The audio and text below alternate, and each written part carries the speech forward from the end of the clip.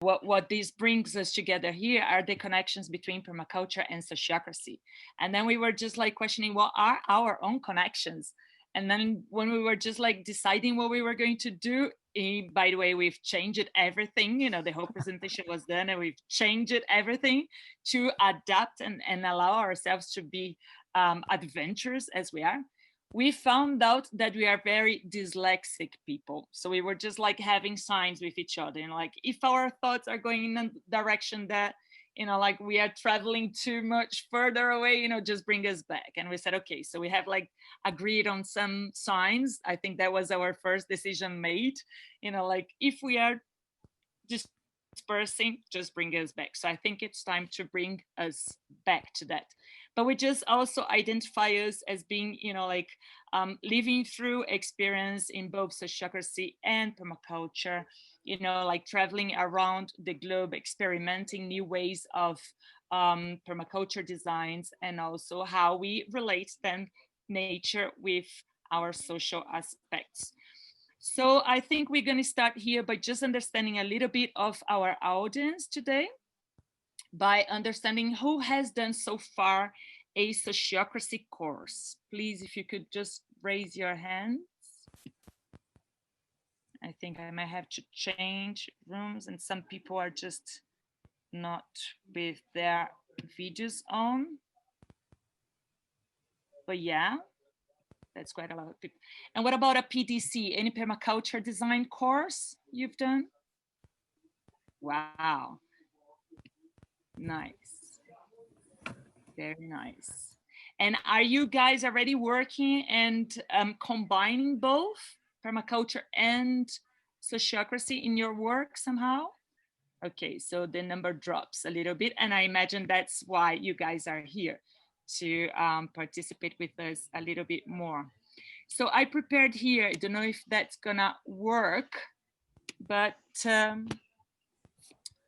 I think I'm just gonna jump this part because not sure if, you know, we have already some technical issues, but if you could just share with, like, in few words, what are the connections that you guys see so far between permaculture and sociocracy? Please do share your thoughts in the chat with us, and in this way we're gonna avoid technical issues. And I hand it over to you, Rakesh. Cool. So I guess while people are filling those in, so we'll start reading through them, see how we can use that later on. I guess as Henny was saying, what really kind of, as we started talking, what we realized kind of bonds us together is, first of all, as she said, we're both dyslexic, which is, I think both of us realize is such an amazing gift, to be able to see the world through these amazing patterns and connections, and not being able to see the world in this kind of list, kind of structured, kind of boring way, but really seeing the magic of so many different things. We realized that we're both permaculture teachers, which I think you knew already, and we both integrate permaculture into our sociocracy courses. So yeah, so really, but we've never really worked together, so we don't really know. We both realized we both have dreadlocks as well, but I'm not quite sure what the significance of that is. Let's see. We haven't even explored why we both have dreads, so it's quite an interesting connection that the two of us are working together. So while you're putting those in, so yep. can I just, like, this is how we're going to be doing today, like just like jumping into each other's. I'm going to just read quickly like some of the words. I'm going to avoid reading your names in case I pronounce them incorrectly, okay? But like some of the integration people see so far between sociocracy and permaculture are people care, design thinking, systems, integrate rather than segregate, well done, respect for others, collective intelligence, care, dialogue, vision, holons, interconnection with species and our planet, mimicking nature, the values of mutuality, interconnection, creativity at the edge, consent are present in both. Group group wisdom, distributed autonomy, greater community, community building, connection, creating change and valuing differences within growing community. Permaculture is made by people, and people need to organize themselves in a different way. Sociocracy is one of the tools. Opportunities to reflect on our species behavior and different lenses, bringing sense of natural system into our projects. Well done. Cool, great. So, so what we thought we'd do is kind of just do almost a side-by-side comparison of sociocracy and permaculture and life. So let's just start by looking at, well, what is life? And what we realize is life is kind of complicated. It's complex. It's messy. You know, it's really unpredictable. We never know what's going to happen. Um, but having said that, there's certain patterns within life that kind of repeat. And so we can kind of, you know, we can kind of learn to recognize these patterns and see how we can work with these patterns and work with these kind of probabilities. So there's kind of, you know, maybe even some, you know, I mean, even though life is unpredictable, you know, it's kind of almost predictably unpredictable, if you see what I mean. It's kind of, I say it's messy. But it's fun. It's alive. It's, you know, ever changing, ever moving. So, um, yeah. But when we come to, you know, the kind of systems that we're kind of thrown into, you know, so first of all, you know, our family systems, school systems, and then later on in businesses and whatever organizations we end up joining, what we see is while life may be really complex and kind of messy, quite often these pressures that we have around us try to, you know, almost put so much structure around us that doesn't allow this flexibility, this creativity to really thrive. You know, so maybe, I don't know, if depending on what kind of family you're brought up in, you know, very often families try to control us, try and control our futures, you know, what we should be doing, how we should be behaving. And you know, and by the time we go to school, you know, the schools try to drum this individuality, this creativity out of us by kind of saying, you know, we should all compete against each other, we should all be the best. And if you really think about it, and I kind of worked this out when I was, you know, quite young. I should point out I actually left school mentally when I was 12. I worked out the school system. I worked out how I worked out that a lot of what school was telling me was just completely nonsense and just didn't adhere to my values and what I knew about the world. And so, you know, but and so I worked out how the system works so I could get my marks without actually having to attend classes.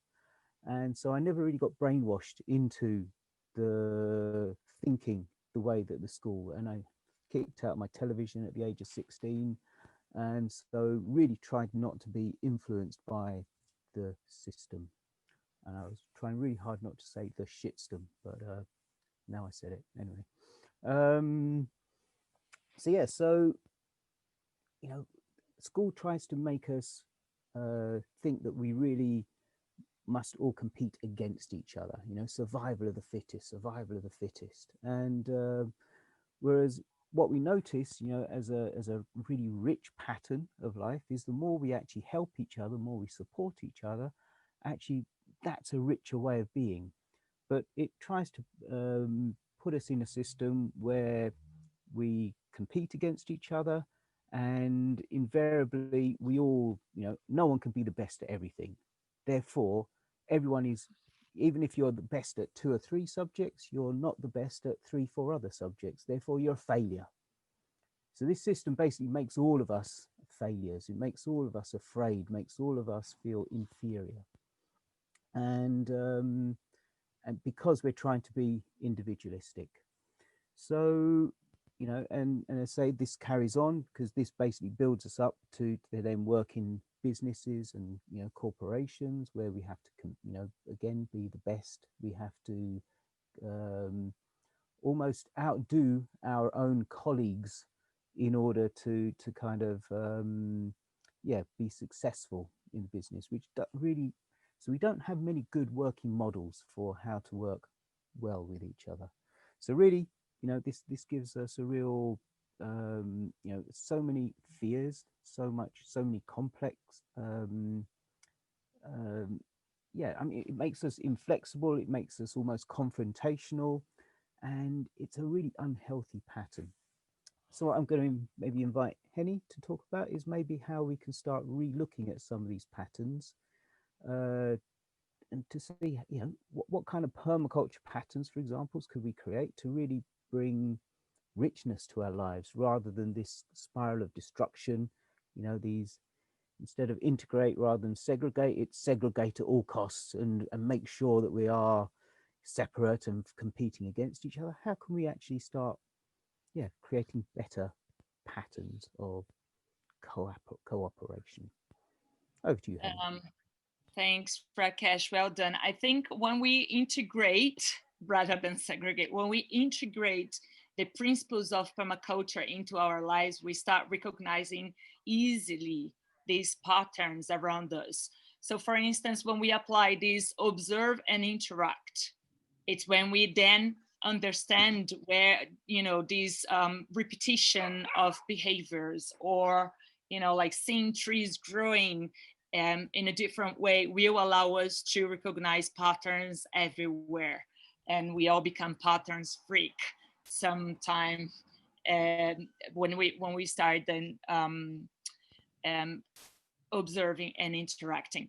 So for instance, when we look at nature, and we start observing that, islands are created by when, you just have like sands from the shore flying and creating these islands in the middle of nowhere, and then birds start eating fruit and dump the seeds in these islands. This creates a forest in the middle of the ocean, and that's a reality in Fraser Island in Australia. So how does the bird know that the sand will fly through the middle of the ocean and he's gonna eat the fruit and dump into that island? So they don't know, but they follow their guts, their instinct. And when one recognizes these patterns, all the other follows, and that creates culture. And a very good friend of mine says that culture is what we cultivate. And by the way, this very good friend of mine is a Guarani chief, an indigenous Brazilian tribe. So when we recognize then this nature and how nature works, we can take examples and bring that into our lives. Yeah. So how does our relationship work? When we understand that we are parts, and the combination of the parts creates the whole, and the relationship of the whole creates what we say autopoiesis, which is the self-creation itself and the self-organization. Everything clarifies, no? So some example of the parts, you take a single bee or a single human cell, they are parts, but parts by themselves, they are complete. But if they want to live in communities, or if they want to be part of the bigger whole, they need to understand that there is an integration to happen there. There is a convergence to happen there. And a single bee wouldn't make anything possible, but when it's integrated with the hive, they can start having a relationship with themselves and distribute functions. Okay, so you're going to be the queen, you're going to be the one that brings the nectar from the flowers, or you're going to be, so they start then organizing themselves through a relation, and that creates the self-organization of their community. And the same happens with people. When we are just individuals, we are holding ourselves, but we need to combine our abilities into, you know, like our different abilities into similar purposes. And then is when we create a community. And by the relationship with this community, we can organize perhaps a regenerative culture. So when we understand these patterns of the parts of the whole, of the relationship between the whole, and that allows self-creation to happen, those 4 characteristics are what we recognize in anything we look at, being nature, being individuals, being any object that we find. It always have these complexity happenings around them. Another example, like from permaculture, we have like the mangrove, for example, and it's when complex systems allow things to flow. No, it's like the combination between these parts that a third something emerges. So for instance, if we take the salt water of the ocean and combines with the sweet water of the rivers, we have the help me, Rakesh, brackish. It's almost, yeah, it's almost brackish water of the mangrove. And we have elements that doesn't exist even either in the ocean or in the rivers, you know, like singular elements start emerging between the combination of these 2 elements. And this is when in permaculture, we recognize the elements of the margins and give importance to life as it emerges. So come be with me like for a second and imagine an organization chart. So when you look at the structure of this organization chart, what do you see? What does it look like? If you can share like some thoughts in the chat, would be nice. Imagine this organization chart, the relationship between the parts of this organization chart, and write them in the chat. How does it look like to you? What are the sensations it brings when you imagine that? Andre saying a machine, something rigid. People are a little bit shy now. Control over, well done. So we are getting there. To me, it looks like a monoculture, right? It looks like a forest of a single species. It looks like, you know, the king of the forest saying, you know, like, there's nobody more important than me in this place. So for me, it doesn't work. And it has not working for a long time. And if we work with, you know, understand that life is a dynamic and complex, we need to understand different ways of organizing ourselves. Now, imagine a circular structure. Imagine no top-down situations. How does it look like now to you? How is the flow of that? People were just saying like vertical in the previous, no separation, boundary, loneliness, dysfunction, power over others. You know, like, but when we look at something circular, like a circular structure, René sees it as cells, something natural, power with the others. What limits our imagination of what an organization chart can look like? Well question. Everything is connected, spiral, energizing. So you got that, yeah? So when we look at these circular structures, we, to me, it looks like an agroforest producing yield. So we can visualize like some papaya growing along with bananas, with coffee, with other fruit trees and wood trees, and they occupy like different stratus into this forest. So everybody's sharing the same abundance of the sun, but in different levels. And everybody will be the king or the leader of that time. So it's a much more natural structures. So when we start understanding these patterns and how this pattern works, we can start designing complex systems that approaches this dynamic leadership that we need more and more today. So what is necessary for it to happen is to change the metaphor. Yeah, we need to stop seeing organizations as machines and us individuals as just numbers, and start looking at organizations as living systems, a culture that sustains complex life on the planet.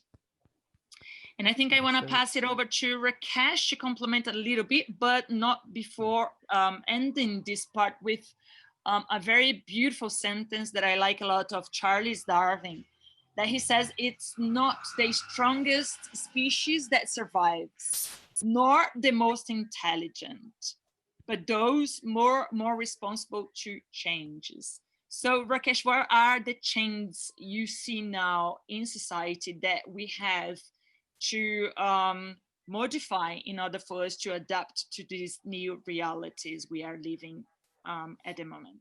Okay, well, if we look at both permaculture and sociocracy, so we've established that life is really complex, it's really unpredictable, it's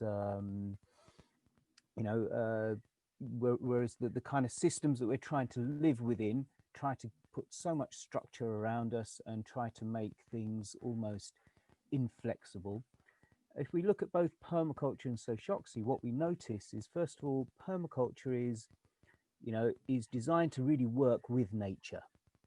So understanding how nature creates this richness and abundance, and this kind of whether it's the kind of in the tropics or temperate climate, it's the same patterns that that nature creates richness by adding lots of diversity and encouraging diversity and creating these cycles, and and according to what's cycling within the system, will dictate what kind of richness the system has, and how it pretty much follows different patterns. So as I say, so permaculture really works with all these patterns, and we can use these patterns to make our designs, and we need kind of feedback. So once we start making our designs, we don't necessarily need to design everything right to the very end, but we start with some nice simple patterns that we can implement, and then see, well, which of these is actually what's not working, and then tweaking it, constantly updating it, improving it, so that in making all these adjustments. I think the other strength that permaculture has is it works with ethics, the whole earth care, people care, fair share. And while it's really clear that that's in permaculture, we have, what I typically see a little bit too often is that people get really good at working with earth care and understanding how to create systems that really enrich the world around us, and integrate lots of different animals and insects and plants and so on and so forth.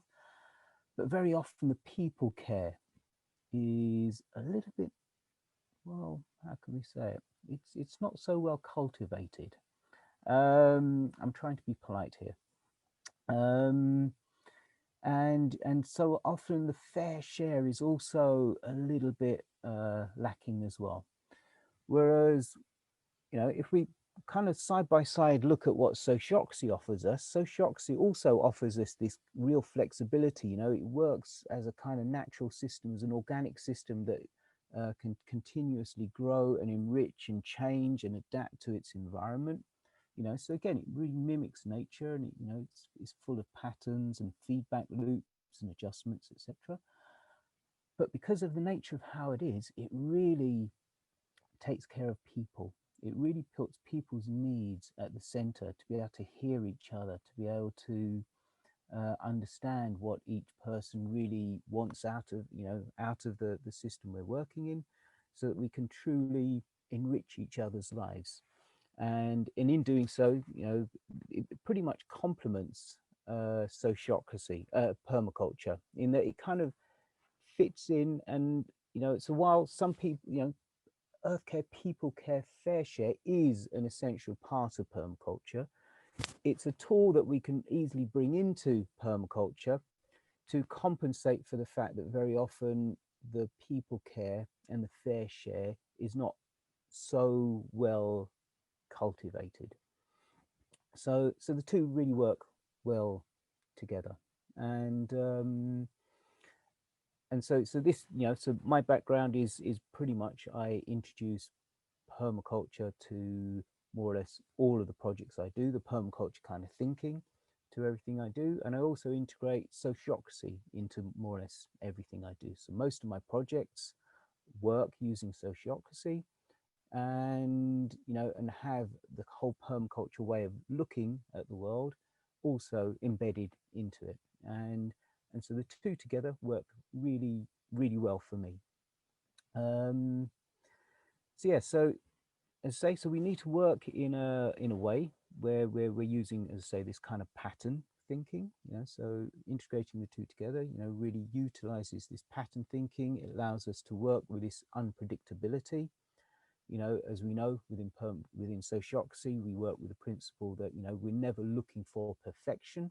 We're just looking for the highest common denominator of what we believe is good enough for now, safe enough to try, to help get us to wherever it is that we've agreed we want to get to, i.e. our vision, mission, and aims.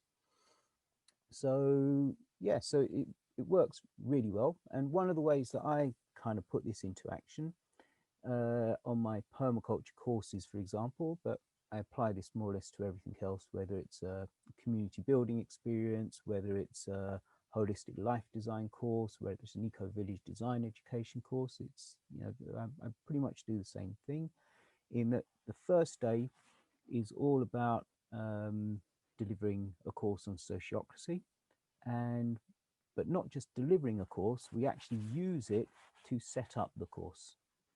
So we find out, well, why are people coming? What needs to happen in the next 14 days to make this the most amazing 14 days of your life? So we get people into this space to try and imagine, at the end of these 14 days, what did I learn? What did I do? How much fun did I have?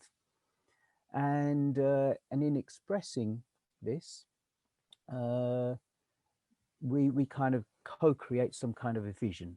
But we also have to recognize that very often people say things at the beginning according to what they believe others want to hear. So we need to know that this vision is not the final be all and end all. It's just a starting point. It's just to get us in coherence with each other at the beginning so that we can start to dance together and then really find out about each other as we continue to move and constantly keep fine-tuning. So we co-create a vision. We look at what obstacles there could be to learning, to having fun, and so on and so forth, and start mitigating for those by creating policies and processes that help us to really connect with each other and be able to express ourselves together, express ourselves in a safe way, and give people those safe opportunities of how to express themselves. And then each day we make sure that we fine tune, that we use, we get these feedback from everyone in such a way that we can continuously fine tune what's happening. So as I say, very often people will only say what they feel others want to hear at the beginning. But then later on, when things start to get going, we get to learn about each other.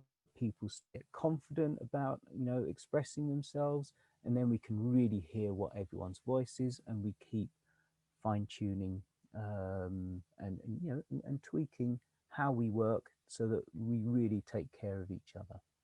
Rakesh, So this is how I deliver all of my courses. Please do. Yeah.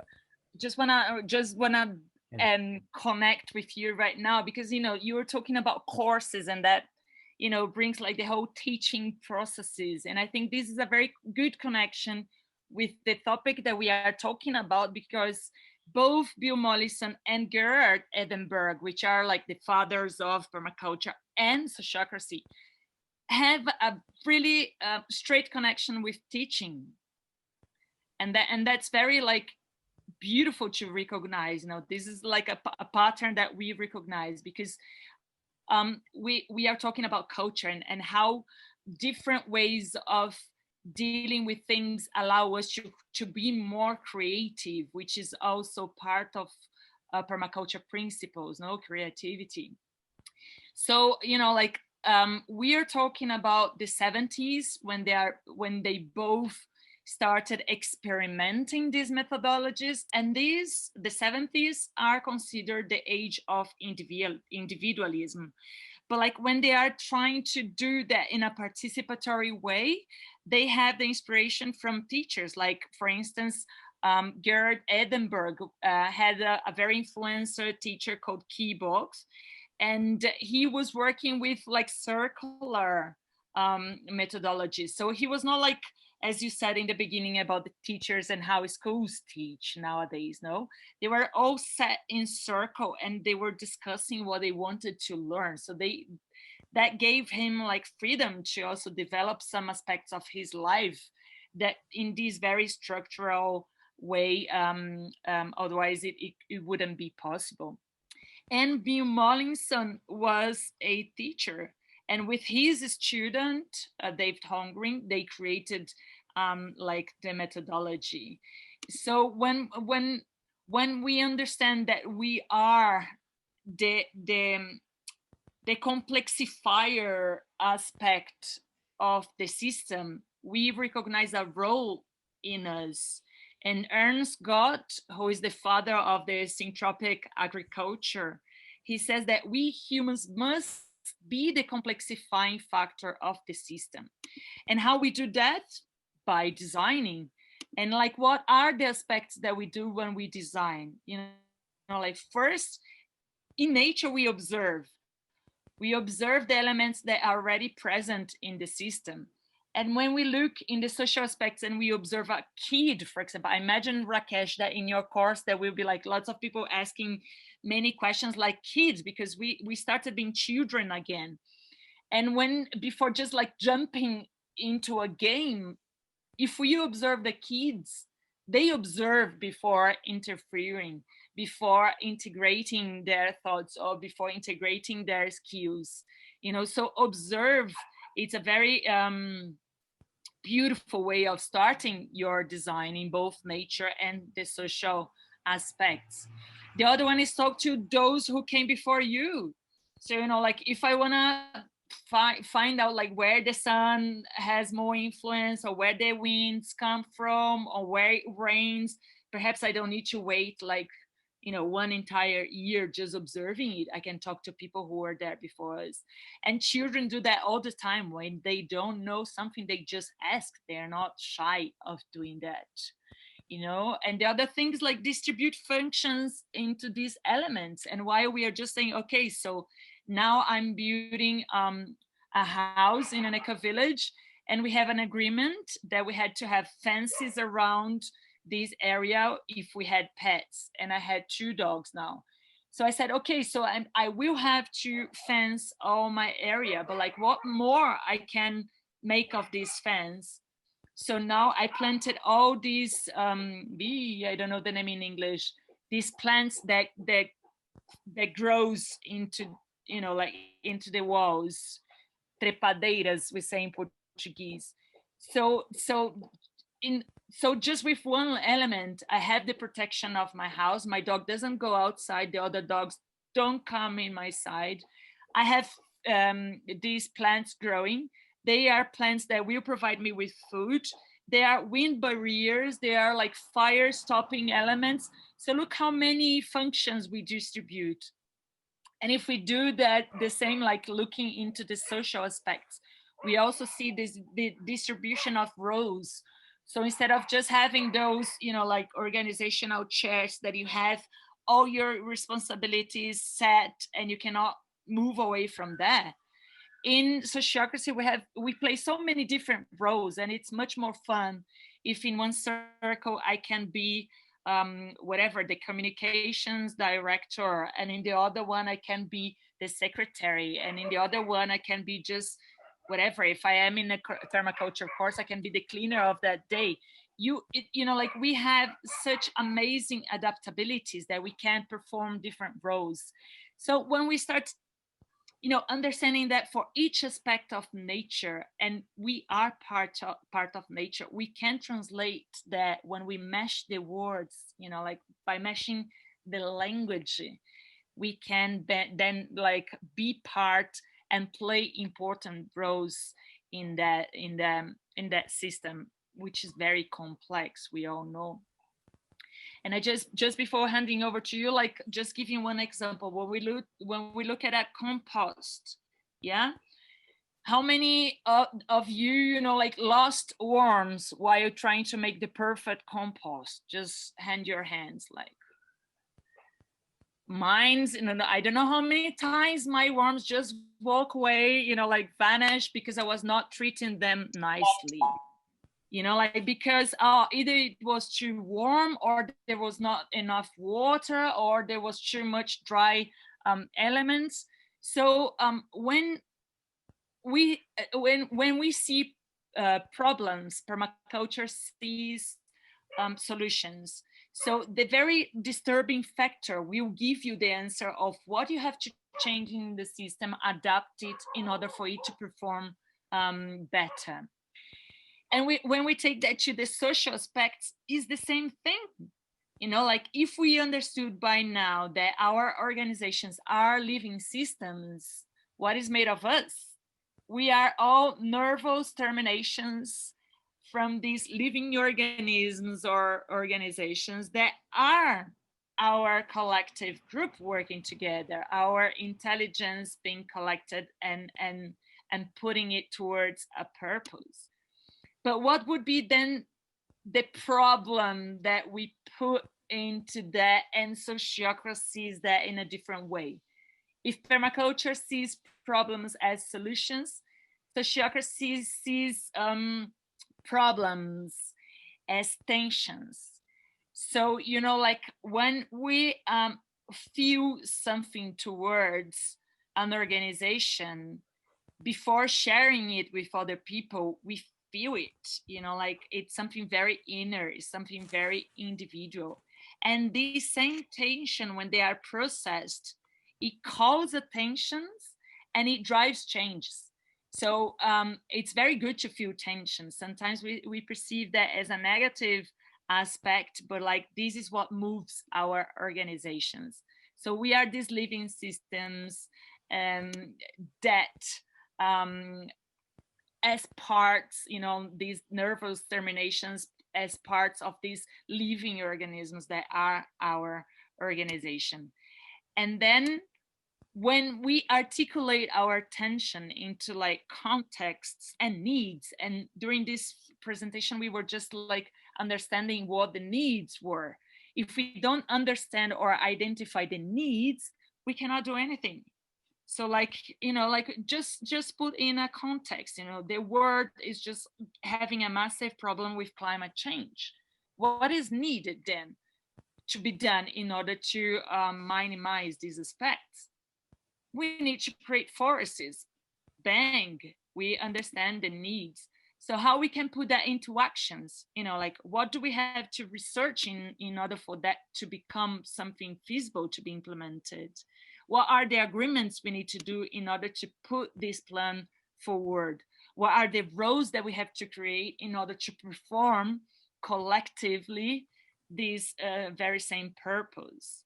And perhaps if we find out groups of people that are doing the same roles, why not creating circles to correspond, and then come back to that pattern design of creating ways to decide, you know, to make decisions by consent, or to picture forming a project, or to shape a proposal, and evaluate this whole process in order for us to understand if we are going into the direction we want to go to.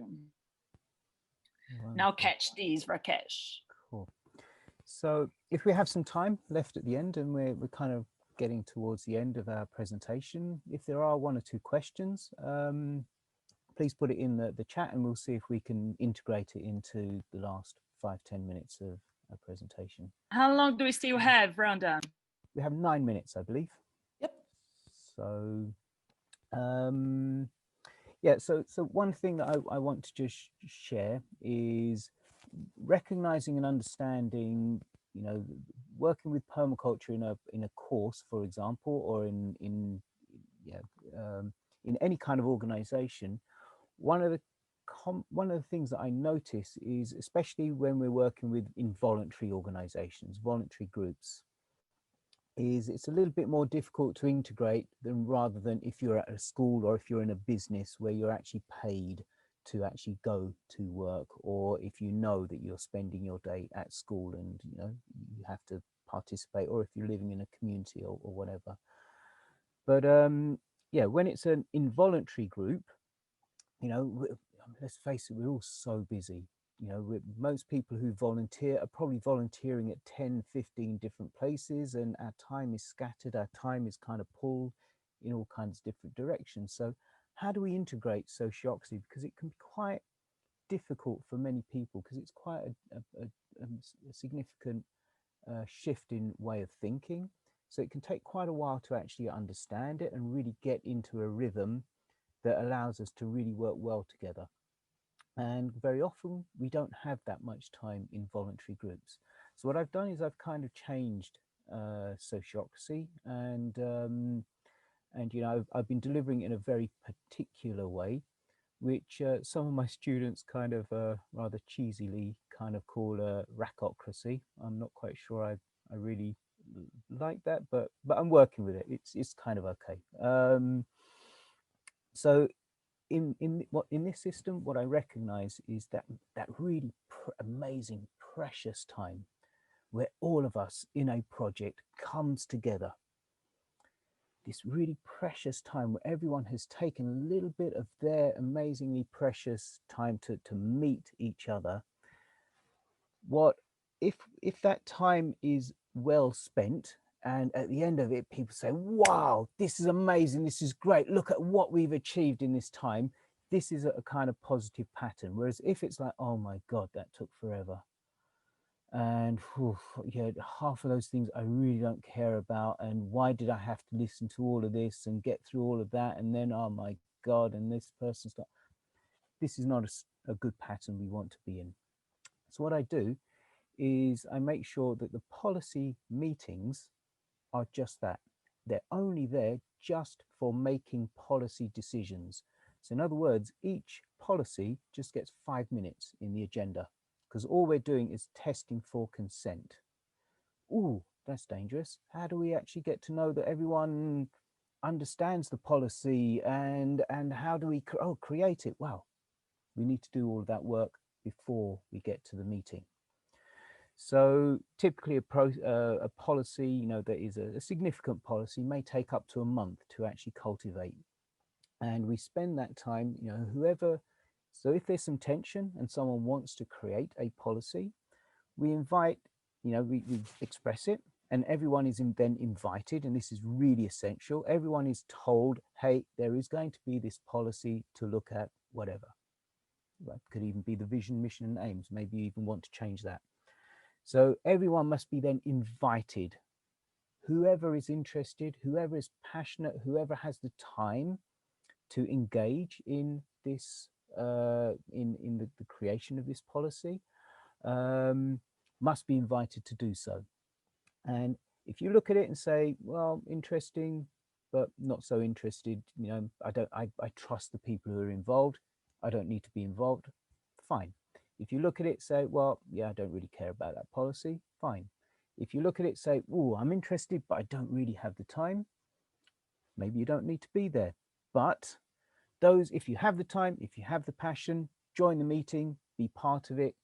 But at each stage, we constantly keep updating people. This is what's happening. This is where we're at. Can you consent that we finish this part of the proposal forming? Can you consent that we finish that part? Do you have any solutions? Do you have any answers that you would like to contribute to this? So people are constantly kept in the loop and engage only if they want to, and if they have the time, and if they've got something to contribute. Then once the proposal is made, everyone needs to know about it and have an opportunity to check in. And again, do I understand it? Yeah, I understand it. Don't need to do anything about it. Don't understand it? All right, who do I need to contact? And so before the policy meeting actually takes place, everyone has an opportunity to understand the proposal, engage with it if they have time and if they are passionate about it. And if someone doesn't understand it well enough, they don't necessarily need to consent on the day, but if they consent with a concern, for example, they say that actually I didn't truly understand it, perhaps we'll give them an extra 24 hours in which to engage with the process. And if they, if they find a real objection, then please let us know within the next 24 hours. Otherwise, the proposal goes through.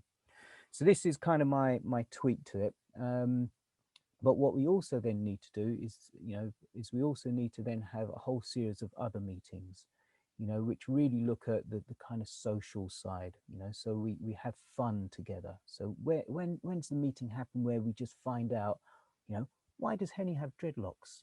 Is there some Rasta reggae thing going on there? Or is it just, how do I know? Where do I have that time to find out? After the conference. Say again? After the conference. After the conference, we'll have that conversation for sure. We'll have our little social meeting. Then, some heart and soul stuff. So where is it that we get to? Because, sociocracy can be quite functional. It can be quite, matter of fact. Where is it we have the time to express ourselves, to express our emotions and feel, really, really hear the passions that we have and maybe some of the tensions that are coming up. So where do those meetings take place? Then we have obviously status meetings, what's going on in each project, so we can quickly catch up with what's going on in all the different little areas of exciting stuff that's going on. And then obviously operational meetings and so on and so forth. So we have a whole bunch of different meetings that anyone can join as and when they like. So that's my tweak. That's what we kind of call sociocracy, Rakeocracy. We've got a couple of minutes left. Henny, would you like to wrap things up? Yes, I'd like to share as an inspiration. Let me know if you can see my screen. Yeah. Okay, yes, so this is like one of the most remarkable sentences of Bill Mollison for me, and I think he bridges very well permaculture and sociocracy in these sentences. So he says, many sustainable systems are not easy to be implemented by those who hold power, and the reason is obvious and simple. To allow people to build their own houses, grow their own food, and generate their own energy is precisely to lose political and economic power view over them. So he says we must stop looking at the power structures or wait for the government to help us and find ways to help each other. I think this is very beautiful, and he's very accurate in what we should do, like in which steps we should go and what to expect to the future if we start working with each other. And if I just have like one more minute, I'd like to share, since Rakesh shared his Rakeocracy. Yeah, it's a made-up word. Say it any way you like. I'm like following the steps of Bill Mollison right now and implementing both sociocracy and permaculture into a political party. So we name ourselves a permacultural collective mandate. Sometimes people don't understand this in English, but like what we are doing, we are working with the same petals of permaculture flower and integrating that into the system, into the city. So we are now just collecting information from the people regarding these petals and understand what already exists in the city, who wants to be complemented, who wants to participate in the processes. And we are creating a manifesto out of everybody's experiences. So not just like bringing something from up down, but up bottom. I don't know how you even just do that. Bottom up. Bottom up, yeah. Yeah. We are doing this right now, like just by including people in the process, because we are talking about citizens living in the same city. So this is a very evolutionary process that is happening with me right now, and I will let you guys know how it comes in the near future. If we are elected, we're going to start bringing permaculture and have decision making by consent in our cities soon. All right. Thank you so much for sharing, Henny and Rakesh. You wanted to add something? No, I just wanted to say that's really amazing. We should all take on Henny's lead and start creating political parties. Let's do it. Woo-hoo! Let's change this world. Woo-hoo! Thank you very much. Yeah. Yes. Thank you. Thank you so much for both of you sharing this time and sharing this presentation. We are going to take a break until 15 after the hour. So what in the chat, what I would love to see, I'm seeing some questions about, can we get access to that page about your political project, Henny?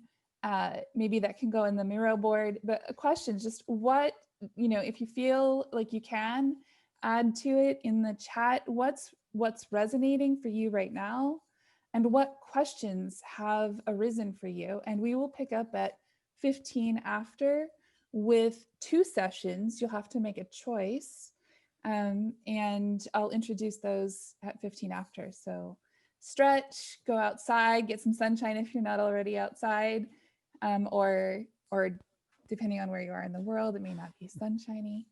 And I'll see you at 15 after.